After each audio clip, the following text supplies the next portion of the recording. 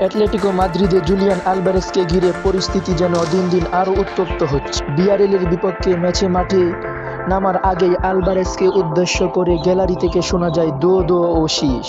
মাঠে নামার পরও সমর্থকদের একাংশের ক্ষোভ থামেনি। এমনকি ম্যাচ শেষে সতীর্থরা যখন গ্যালারির দিকে যাচ্ছিলেন, আলভারেজকে ক্লাবের পক্ষ থেকে সরাসরি ড্রেসিং রুমে চলে যেতে বলা হয়, যাতে পরিস্থিতি আরও খারাপ না হয়। কিন্তু প্রশ্ন, হঠাৎ নিজের ক্লাবের সমর্থকরাই কেন আলভারেজের বিরুদ্ধে? এর পেছনে রয়েছে তার ভবিষ্যৎ নিয়ে চলা তীব্র গুঞ্জন।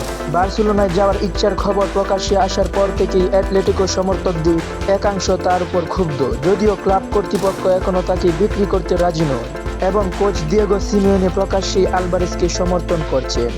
আর এই উত্তপ্ত পরিস্থিতির মধ্যেই এলো ম্যাচের ফলাফল। ভিয়ারিয়ালের বিপক্ষে অ্যাটলেটিকো এক পর্যায়ে পিছিয়ে পড়ে। রবিন লে নর্মা লাল কার্ড দেখায় দলটি 10 জনের হয়ে পড়ে। শেষ পর্যন্ত ইনজুরি টাইমে জুলিয়ানো সিমিওনের গোলে অ্যাটলেটিকো 2-2 সমতায় ফেরে।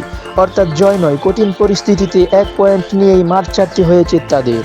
এখন সবচেয়ে বড় প্রশ্ন, জুলিয়ান আলভারেজ কি অ্যাটলেটিকোতেই থাকবেন, নাকি এই উত্তপ্ত সম্পর্কের শেষ হবে ট্রান্সফারের মাধ্যমে? ট্রান্সফার উইন্ডো বন্ধ হওয়ার আগে এই গল্পে যে আরও বড় নাটক অপেক্ষা করছে তা বলাই যায়।